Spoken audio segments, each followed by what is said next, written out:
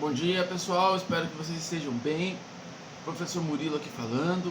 E hoje eu estou gravando esse vídeo, né, para aí desenvolver com vocês, aí dar materiais para que vocês consigam realizar a última atividade do diário de aprendizagem, tá?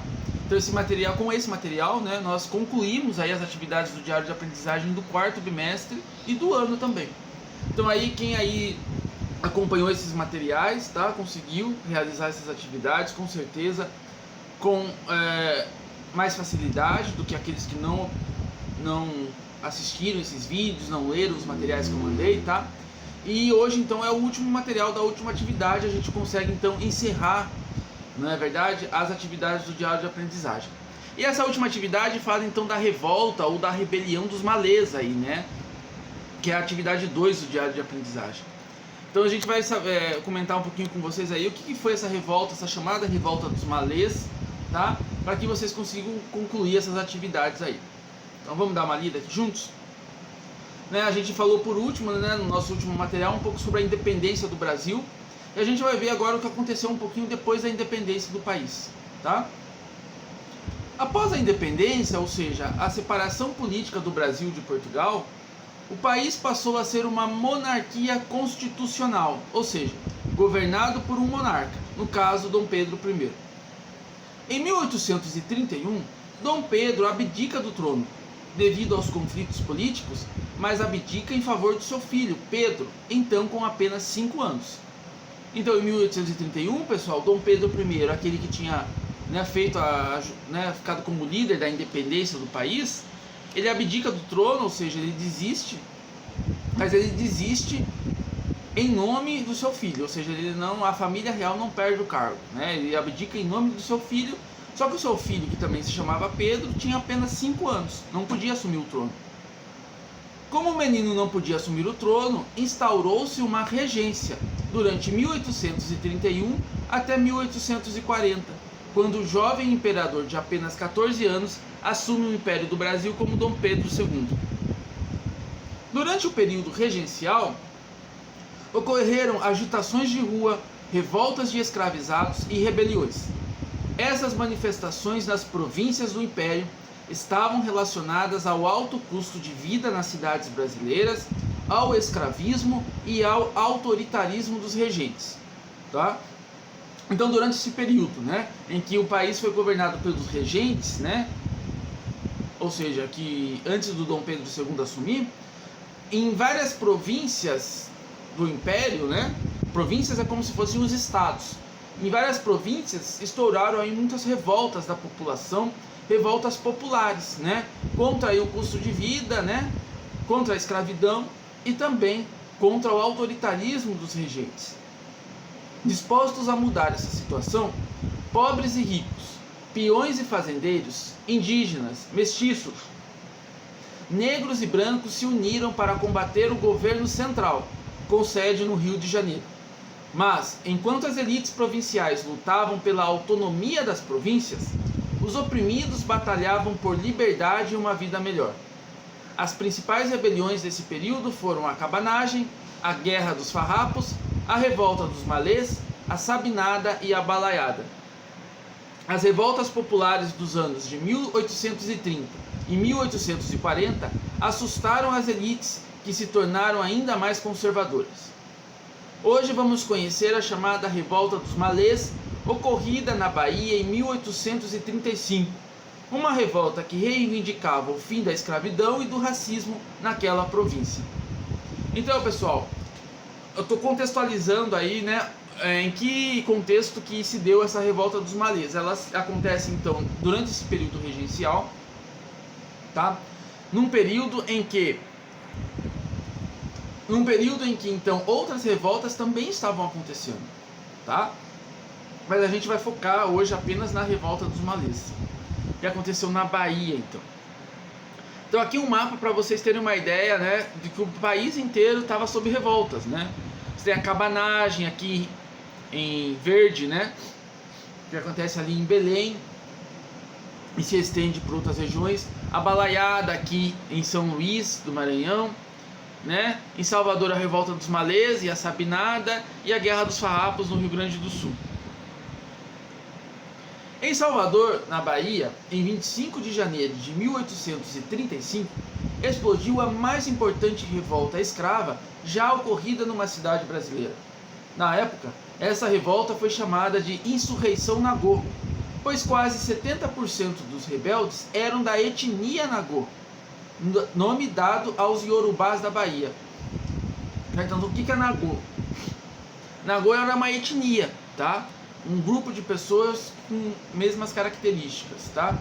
Então, no começo ela foi chamada de Insurreição Nagô, tá? Os iorubás constituem um dos 3 maiores grupos étnicos da Nigéria, ou seja, os iorubás que vieram para cá como escravizados, tá? E aqui eles eram chamados de Nagô. Depois, galera, essa revolta ficou conhecida como Revolta dos Malês, né? Vamos entender o que é essa palavrinha malê, então. Porque os seus principais líderes, Pacífico Licutã, Arruana, Manuel Calafete, seguiam o culto malê, uma religião mista, composta de elementos africanos e muçulmanos. Mas nem todos os rebeldes eram malês. Muitos praticavam outras religiões e só participaram da revolta movidos pela esperança de uma vida melhor. Os afrodescendentes, escravos ou libertos, eram explorados no trabalho, desprezados pelo racismo e perseguidos por causa de suas religiões. Todos entraram no Brasil como escravizados. Tinham motivos de sobra para deixar de lado diferenças de origem e de religião e lutar contra os seus opressores. Os rebeldes lutaram durante a madrugada toda daquele 25 de janeiro de 1835 para conquistar o governo da Bahia e pôr fim à exploração e ao racismo. Com espadas, facas e lanças, enfrentaram soldados do governo armados com pistolas e garruchas. E como era de se esperar, foram vencidos.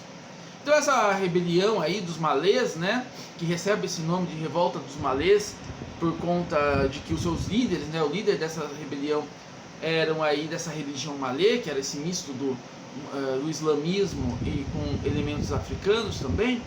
Eles lutaram, tá, porque eles queriam o quê? Conquistar o governo da Bahia, né, e construir uma outra sociedade sem escravidão e sem racismo, tá? Eles perderam porque, embora eles estivessem armados, né, as armas deles eram de menor intensidade que aquelas que o governo tinha, né? A polícia baiana considerou criminoso todo e qualquer objeto encontrado com os rebeldes. Entre eles estavam abadás, escritos religiosos dos malês, amuletos, atabaques, colares de búzios, entre outros. Então a gente percebe que a polícia também aproveitou da rebelião para criminalizar a própria religião deles, né? Considerando ilegal tudo que tivesse com eles, até elementos que eles usavam na própria religiosidade deles. Então aqui também a gente vê como o racismo também está muito próximo da intolerância religiosa, né? De não aceitar a religião da população afrodescendente. Sufocada a rebelião, os vencedores, que eram os soldados do governo, né, o governo, se lançaram à vingança. Em março de 1835, centenas de africanos libertos foram mandados de volta para a África. A maioria voltou para os lugares de origem, como Lagos, na Nigéria, e Daomé, que é o atual Benin. Esses homens haviam trabalhado muitos anos para conseguir a carta de alforria. Agora, mesmo considerados inocentes, eram expulsos da Bahia. O objetivo das autoridades, segundo o historiador João José Reis, era o branqueamento da sociedade livre africana. Muitos dos retornados levaram para a África costumes adquiridos no Brasil. Então olha só, eles perderam a rebelião, né? E vamos pensar aqui que o motivo da rebelião era a conquista de uma sociedade melhor, né? Era pelo fim da escravidão, era pelo fim do racismo. E além de perderem a rebelião, eles ainda são considerados criminosos, tendo sido aí muitas das pessoas que participaram dessa rebelião mandadas de volta para a África, né? Sem poder aí, né, ficar no país, né? Então, como eles sofreram com essa repressão em torno dessa rebelião que eles fizeram, que tinha um objetivo, né, antirracista. Então, às vezes a gente vê, pessoal, que alguns movimentos populares, né, as pessoas falam, mas vai fazer manifestação, mas não faça manifestação com quebradeira, faça uma manifestação pacífica. Você acha que se essa população, né, essas pessoas fossem reivindicar lá o fim da escravidão pacificamente, eles iriam ser atendidos? Não iriam, né? Daí, algumas pessoas, quando as populações que estão sendo oprimidas acabam reagindo de forma violenta também, essas pessoas acabam sendo criticadas, falam assim, não, mas não pode ser violento, né? Mas e a violência que eles sofreram esse tempo todo, né? Por isso que eu coloquei esse poeminha aqui no final para vocês refletirem, né? Se diz violento o rio que desce e tudo arrasta, mas não se diz violenta as margens que o comprimem, do Bertolt Brecht.